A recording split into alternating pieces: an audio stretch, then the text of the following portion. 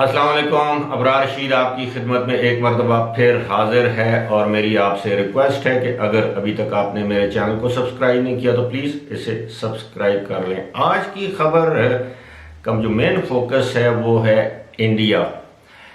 India में अब तक जो वंदे भारत उनका जो मिशन है उसके तहत 1,25,000 इंडियन लोग यूएई से इंडिया में वापस जा चुके हैं, जिसके लिए इंडिया ने खुसूसी परवाज़ें चलाई थी। ये सिलसिला अब भी जारी है। ताहम बहुत से इंडियंस हज़ारों की तादाद में ऐसे हैं जिन्होंने शिकायत की है कि टिकट नहीं मिलते। जब टिकट ओपन किए जाते हैं तो टिकट अवेलेबल नहीं होते। उससे पहले उनको अपने एम्बेसीज़ में रजिस्ट्रेशन करवाना पड़ती थी। मुख्तलिफ मसाइल, जिस तरह ज़ाहिर है एक बहुत बड़ी तादाद जब एक मुल्क से दूसरे मुल्क जाती है तो इस तरह के इश्यूज़ जो हैं वो या प्रॉब्लम्स राइज होते हैं।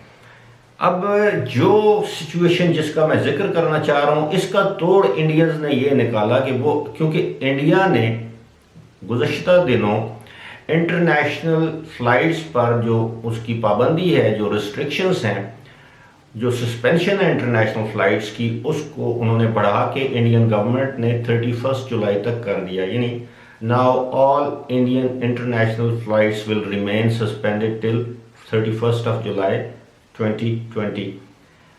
अब इससे बड़ा इश्यूज पैदा हुए कि जी वो लोग जो इंडिया से किसी दूसरे मुल्क जाना चाहते हैं, ना सिर्फ यूएई बल्कि किसी भी दूसरे मुल्क लाइक इंग्लैंड जाना चाहते हैं, America, Canada. I know there are lot of Indians in America, UK and of course in Canada and other Europeans countries as well.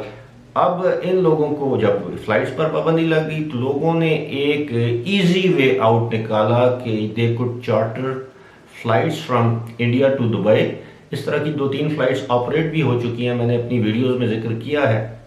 अगरचे ये महंगी हैं, but those who could afford it they easily manage to fly from Mumbai to Dubai.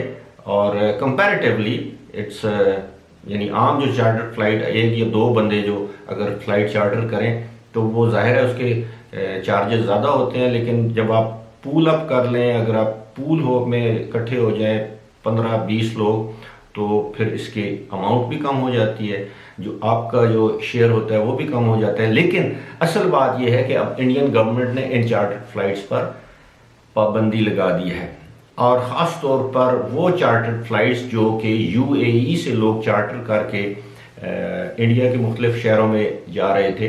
अब इस तरह की मिसालें दो हैं।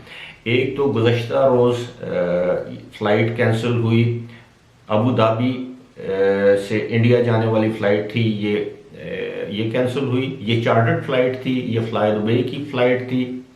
इसी तरह एयर अरेबिया की एक फ़्लाइट जो शारजा से जाना थी इंडिया में, वो फ़्लाइट भी कैंसिल कर दी गई। चार्टर्ड फ़्लाइट थी, इसमें भी लोगों ने अपने पैसे जमा करके अरेंज की, सारी अप्रूवल्स ले ली। जो रेलेवेंट स्टेट्स हैं इंडिया की, उन्होंने approval they the.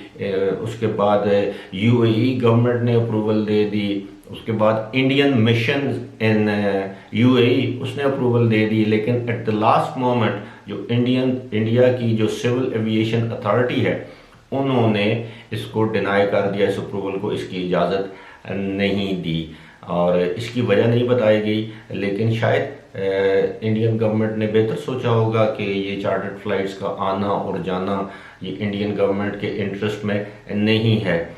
As always I don't want to go into political details, लेकिन कुछ फैसले ऐसे होते हैं जो इंडियन गवर्नमेंट कर देती है, लेकिन वो इंडियन जो सिटीजन्स हैं, जो इंडियन रेजिडेंट्स हैं, वो उनके मफाद या उनके इंटरेस्ट में नहीं होते, और जिसकी वजह से इंडियन जो एक्सपर्ट्स हैं, whether they are in UK, in America और UAE which is large number, specially in UAE they are in large number, उनको बहुत से इश्यूज और मसाइल का सामना करना पड़ता है। और एट टाइम्स इट सीम्स कि इंडियन गवर्नमेंट भी दीगर गवर्नमेंट्स की तरह इस कोविड-19 के वबा के बाद कंफ्यूजन का शिकार है। एंड ऐसे लगता है कि आए रोज़ जिस तरह यूएई की गवर्नमेंट अपने डिसीजंस को तब्दील करती रहती है। इवन पाकिस्तानी गवर्नमेंट एक दिन और डिसीजन लेती है, दूसरे दिन और डिसीजन लेती है। तो ऐसे लगता है कि इंडियन गवर्नमेंट भी फ़िलहाल इनडिसाइसिव है रिगार्डिंग सो मैनी इश्यूज़। फ़िलहाल इसी के साथ मुझे दीजिए इजाज़त। खुदा हाफिज़।